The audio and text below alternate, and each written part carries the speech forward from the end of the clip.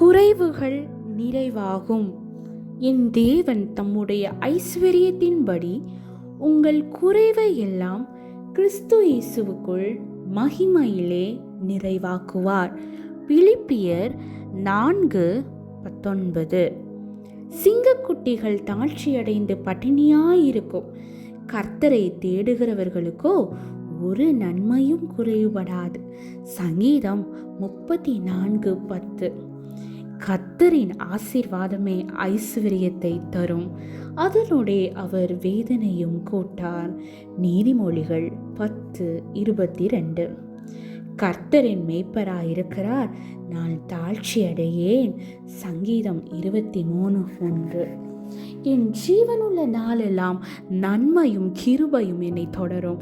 சங்கீதம் 23:6. அவர் உன் எல்லைகளை சமாதானம் உள்ளவைகளாக்கி உச்சிதமான கோதுமையினால் உன்னை திருப்தியாக்குகிறார். சங்கீதம் 147:14. கர்த்தர் எனக்காக யாவையும் செய்து முடிப்பார். கர்த்தாவே, உமது கிருபை என்றும் உள்ளது, உமது கரத்தின் கிரியைகளை நிகழ விடாதிருப்பீராக. சங்கீதம் 138:8. உங்கள் விசுவாசத்தின் குறைவுகளை நிறைவாக்கும் பொருட்டு இரவும் பகலும் மிகவும் வேண்டிக் கொள்ளுகிறோமே.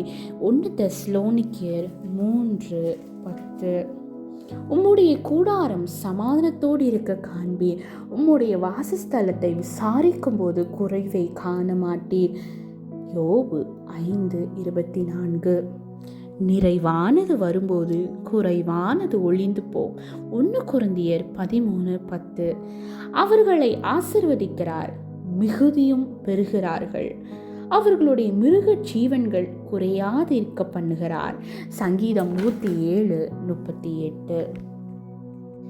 நான் உங்களிடத்தில் அனுப்பின என் பெரிய சேனையாகிய வெட்டுக்கிளிகளும் பச்சை கிளிகளும் முசுக்கட்டை பூச்சிகளும் பச்சை புழுக்களும் பட்சித்த வருஷங்களின் விளைவை உங்களுக்கு திரும்ப அளிப்பேன்.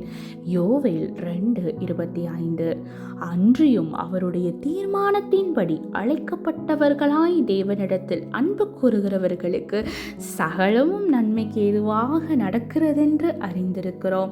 ரோமர் 8:28. சீயோனிலே துயரப்பட்டவர்களை சீர்படுத்தவும், அவர்களுக்கு சாம்பலுக்கு பதிலாக சிங்காரத்தையும் துயரத்துக்கு பதிலாக ஆனந்த தைலத்தையும் ஒடுங்கின ஆவிக்கு பதிலாக துதியின் உடையையும் கொடுக்கவும் அவர் என்னை அனுப்பினார். அவர்கள் கர்த்தர் தம்முடைய மகிமைக்கென்று நாட்டின நீதியின் விருட்சங்கள் எண்ணப்படுவார்கள். ஏசாயா 61:3. கர்த்தருக்கு ஸ்தோத்திரம்.